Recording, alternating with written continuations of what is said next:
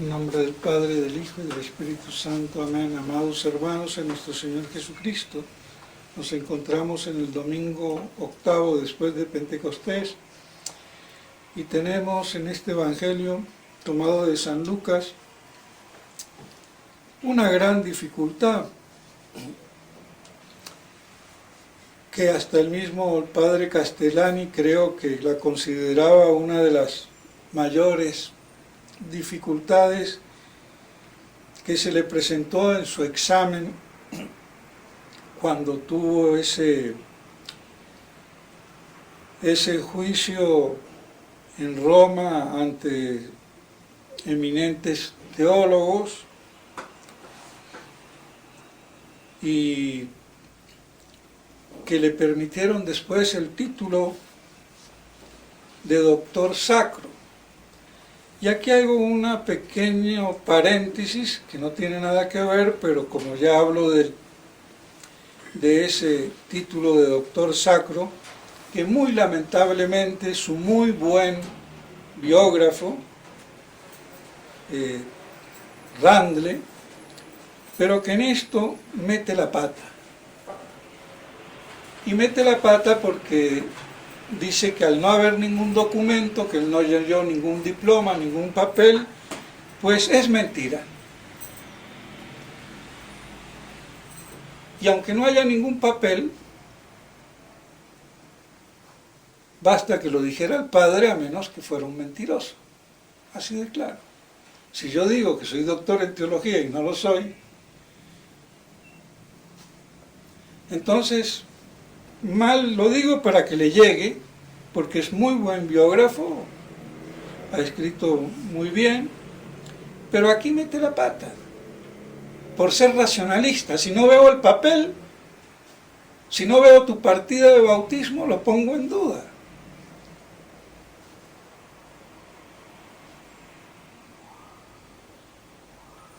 Pues bien, si el padre lo dijo, hay que creerlo. Y ya está. Pero como se ponen a querer hablar de todo, déjelo pasar, no lo mencione. Y ya está. Pero bueno, entonces, cerrado el paréntesis, es cierto que es de una gran dificultad porque ¿cómo es posible que se nos hable de un mayordomo o administrador infiel, injusto o lo que fuera, y el dueño pues termine alabándolo al mayordomo que quería echar por su gestión tan sagaz de haber reducido la deuda a aquellos que debían algo, con el fin de obtener después el beneficio de que los reciban en su casa o les den un respaldo, porque no era capaz de cavar con una pala, ni pedir limosna porque le daba vergüenza. Entonces, ¿cómo es posible que nuestro Señor nos ponga un mal ejemplo? Sería el colmo. Y a eso parece que apuntaría la mayoría de las explicaciones que se dan al asunto o maquillan la cosa y pasan el problema, lo dejan ahí bypaseado y Santas Pascuas y aleluya. Entonces, ¿cómo explicar la validez de este ejemplo que nos da nuestro Señor? Y para que nos quede una moraleja. para que seamos más sagaces que los malos en las cosas de este mundo. Porque la religión no es de monjitas bigotudas ni de viejas babosas.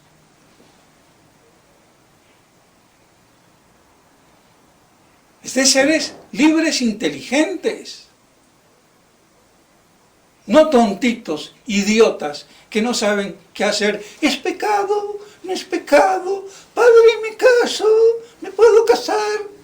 Idiota, si no sabes si te puedes casar, eres un imbécil o un imbécil.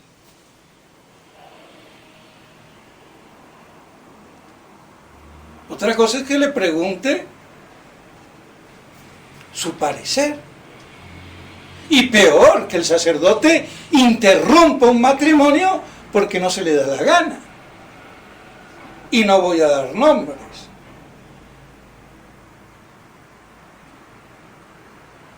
Ese es el clericalismo puro y duro.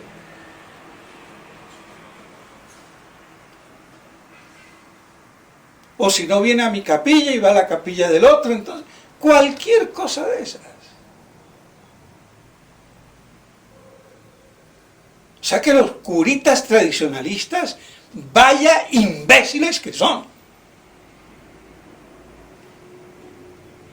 Y al que no le guste, que deje esa actitud estúpida. Porque voy a dar nombres.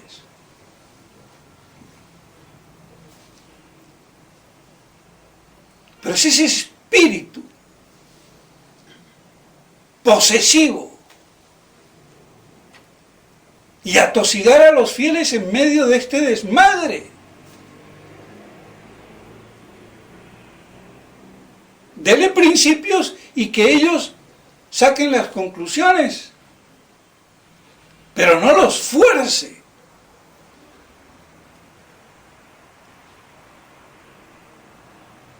Y lo peor del caso es que en cuestiones teológicas graves han tenido una posición que después viene a ser la posición contraria. ¿Y a dónde está entonces la autoridad teológica? Cuando uno se equivoca así, aunque pueda tener el mérito, y lo tiene, de corregirla.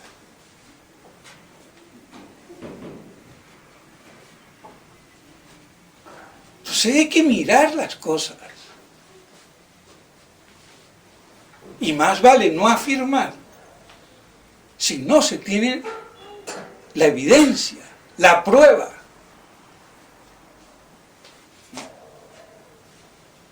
Y dicho sea de paso, eso es lo que les revienta a muchos de mí, porque yo todo lo pruebo y aplasto al que tiene la posición contraria teóricamente.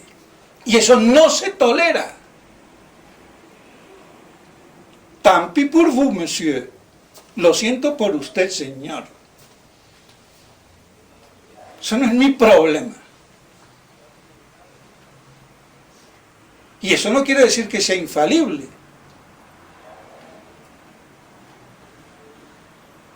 Pero nadie anda con infalibilidad en este mundo, solamente la Santa Madre Iglesia, punto. Para las cosas que son de Dios. Y de ahí no hay más infalibilidad, así que no le pidamos pera al olmo, ¿eh? Pero está la certeza teológica, metafísica, o simplemente natural. Pero hay que tenerla.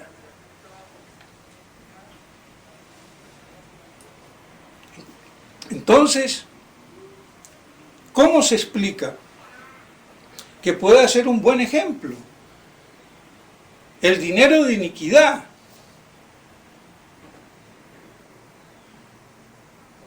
Ahí está el problema. ¿Qué es el dinero de iniquidad? El dinero mal habido.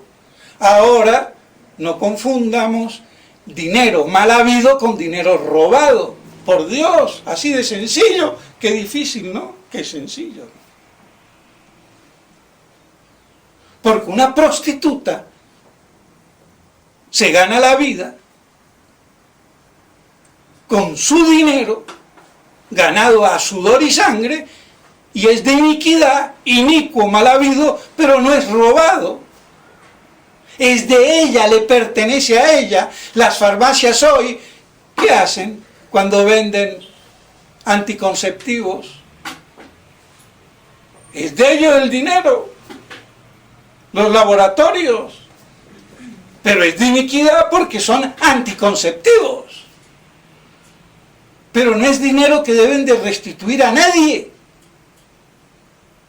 Está clarísimo, es sencillo. No es tan difícil como aparentemente parece. La pornografía.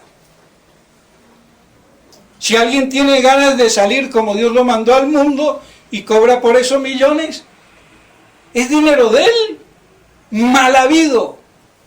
Pero es de él, no se lo debe a nadie, no le ha robado a nadie, no tiene que restituir. Y es dinero de iniquidad. Y no voy a seguir con los ejemplos. Entonces, no confundir el dinero mal habido de iniquidad con el dinero robado. Así de claro, y de sencillo, y de fácil. Y después las explicaciones y los ejemplos y toda la parnafernalia ya es retórica del que quiera seguir hablando. Ese es todo el problema.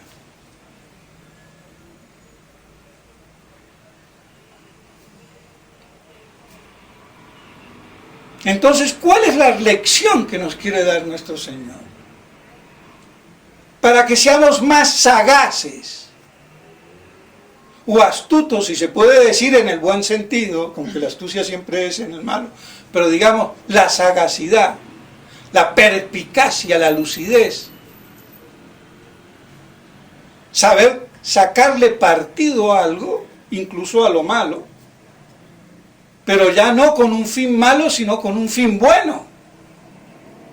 Si yo me he ganado el dinero como actriz pornográfica o como empresario que hace anticonceptivos o como narcotraficante o como lo que sea,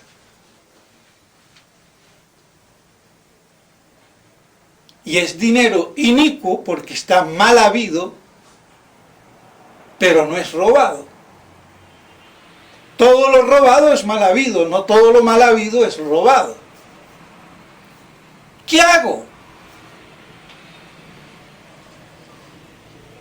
para ser recibido en el cielo? Para pagar la deuda, la culpa de esa iniquidad por haber obtenido algo que me pertenece pero que está mal adquirido, deshonestamente adquirido, corruptamente si quieren.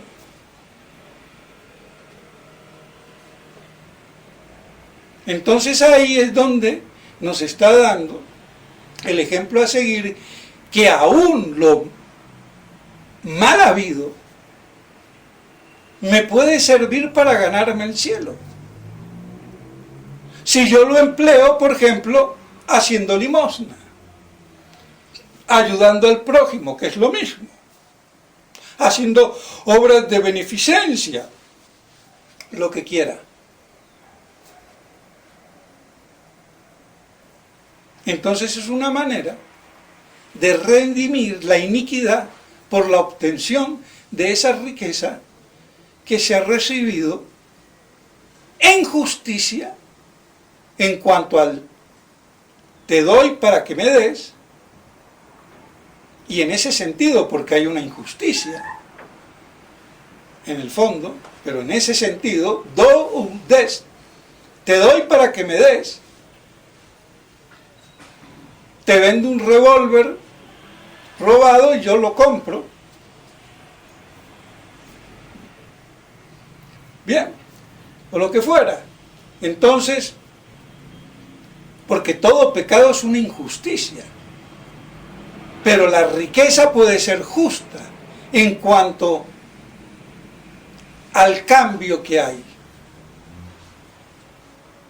Yo te doy una cosa, tú me das la otra.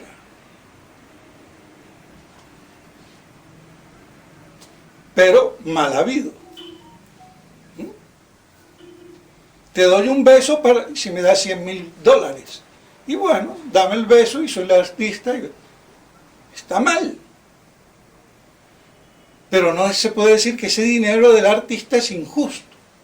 Es injusto en cuanto a la moral. Pero en cuanto a que ella dio algo para que le dieran algo, no es injusto. A ver si nos entendemos. Entonces, así nosotros nos podemos abrir las puertas del cielo y ser más sagaces que los hijos de este mundo. Y se acabó el problema. Y por eso lo quiere poner nuestro Señor como ejemplo, para que en todo lo que concierne a las riquezas, malavidas. Y que no tienen que ser restituidas, porque si son robadas, hay que restituir, y yo con eso no me puedo abrir las puertas del cielo. Tengo que restituir a su legítimo dueño primero. Eso es como querer comprar con Ave Marías de otro, como por ahí dicen, ganándose el cielo, con indulgencias de otro. No. Entonces queda resuelto la parte tan complicada de esta cuestión. Y no veo por qué tan complicada, pero es que se volvieron moralistas. La moral. No sabe mucho de la Santísima Trinidad, no importa, te ordeno, pero si no sabes mucho de teología moral, entonces te ordeno, pero te dejo un mes o un año que sigas estudiando más para que puedas confesar a las mujeres, porque a los hombres sí los puedes confesar. Esas estupideces. Y en la tradición también. Si no sabe moral, no te ordeno. Y punto. Pero ¿cuál es el tal tiquismiquis? Pero claro, como uno de los de teología moral, que ahora se me fue el nombre, tan conocido, excelente como no es Melkerbach, sino otro, no podía confesar. Y era el que había escrito un manual muy bueno de teología moral. Pero era tan tiquismiqui que era un mal confesor. Por lo escrupuloso. Pero claro, como se acabó la teología dogmática, lo que queda es la moral. Y sin teología dogmática la moral se va a la quinta porra.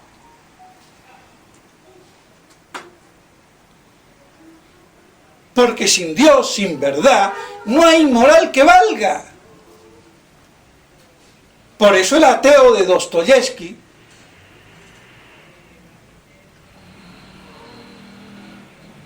yo, porque no creo en Dios, mato.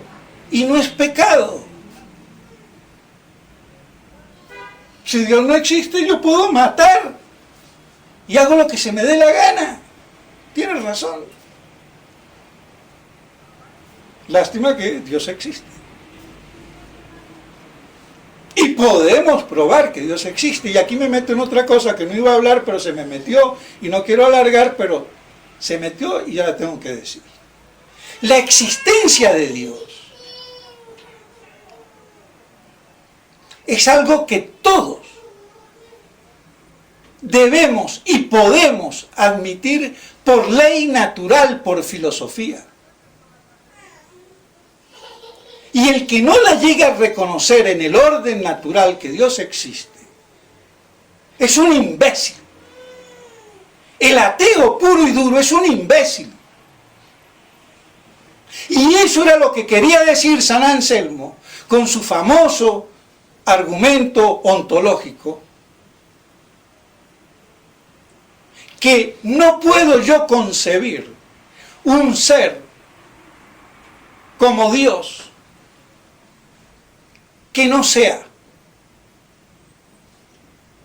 Porque es como concebir un círculo que no sea que un círculo sea cuadrado y no redondo, o que un triángulo sea bilátero.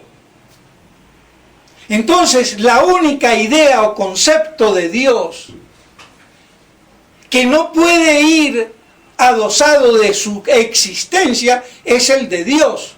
Porque yo puedo pensar en una vaca, en la naturaleza vaca, ángel, hombre o chichavirus, y no existir. Pero la de Dios implica, ontológicamente, en el orden lógico, mejor dicho, que existe. Y si no existe, no es Dios. Porque así como no hay un círculo cuadrado, no hay un Dios que no exista. Entonces no es que pruebe la existencia de Dios, sino que prueba que no se puede probar la no existencia de Dios. Y entonces ahí el argumento de San Anselmo es magistral.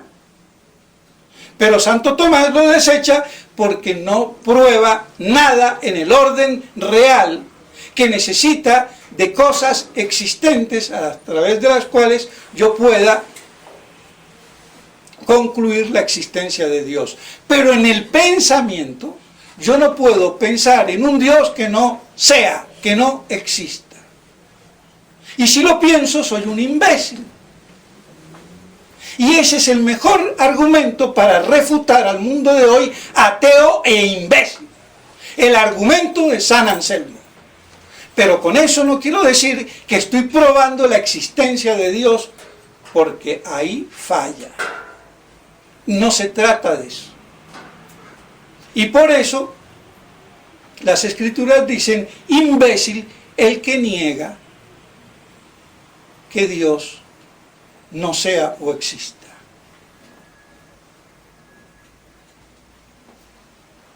Porque nuestra inteligencia humana está hecha para conocer esa existencia, naturalmente. Y además, sobrenaturalmente por la fe. Las dos cosas. Porque nuestra fe tiene verdades naturales, racionales, filosóficas o metafísicas. Y tiene verdades sobrenaturales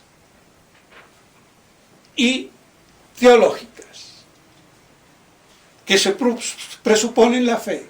Y por eso él hizo la suma contra gentiles, para los que no tenían la fe, y él termina hablando de cosas de la fe. ¿Por qué? Muy sencillo, porque quería demostrarle a la alta cultura musulmana de los gentiles infieles musulmanes, que tenían una cultura incluso superior a la de los europeos, en materia de riego, en materia de construcción. Miren el Alcázar en Granada, para poner, te muestro un botón. Pero bueno, entonces, ¿qué pasaba? Y encima con Aristóteles,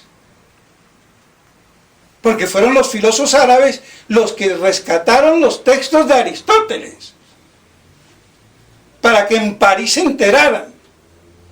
Y así fue como se enteró Santo Tomás y San Alberto Magno. Pues bien, entonces, ¿qué pasaba? Le voy a demostrar a estos cultos infieles que la religión católica no es absurda. y que las verdades naturales tienen pruebas, y que las verdades sobrenaturales no te las puedo probar porque son misterios, son de fe, pero no son contra la razón, y te quito la objeción, el óbice que tú pones en tu ignorancia de infiel. Y así hizo la suma contra los gentiles.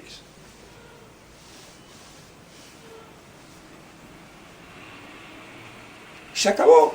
Y después la teológica ya para los católicos, que tienen la fe, y entonces directamente basado en la fe, pero también con demostraciones de orden natural, como el de la existencia de Dios por las 5 vías. Y por eso no le servía la de San Anselmo, porque, vuelvo y repito, no es demostración de la existencia, sino de la demostración de la imposibilidad de la no existencia. Porque ningún ateo puede demostrar que Dios no existe. Así de claro. Entonces, cuando quieran combatir al hereje, o mejor dicho, al ateo imbécil que está lleno el mundo, con el argumento de San Anselmo. Pues bien, mis estimados hermanos, ya me alargué, me fui y no sé dónde quedé, pero me quedaba la parte de la epístola. Pero bueno, lo dejaremos para otro momento, pero por lo menos recordar que no tenemos el espíritu de servidumbre, sino el espíritu de hijos adoptivos de Dios, por el que decimos Abba, Abuni, Padre mío. Abuni en árabe es Padre mío. Abba, Abé, de ahí viene la Abé, Monsieur la B, de los que no la ven en Francia. Abba es Padre. Entonces, por el que decimos Padre nuestro. Y entonces somos coherederos con Cristo, que es el Hijo unigénito, pero como tienen muchos hermanos, por la gracia, entonces viene a ser el primogénito, contándonos a nosotros como coherederos del cielo. Entonces, de una riqueza inigualable. No es servidumbre, sino adopción, como hijos de Dios, por la gracia que me participa la naturaleza divina, que me asemeja en la naturaleza a Dios, para decirle Padre, porque solamente es hijo el que tiene la naturaleza que le viene del Padre. Entonces la naturaleza que tenemos, que nos hace hijos adoptivos de Dios, es esa participación por la gracia que se planificará en la vida eterna. Entonces, que podamos con estas cosas inteligir un poco más y así poder amar, servir y conocer mejor a Dios. En nombre del Padre, del Hijo y del Espíritu Santo. Amén.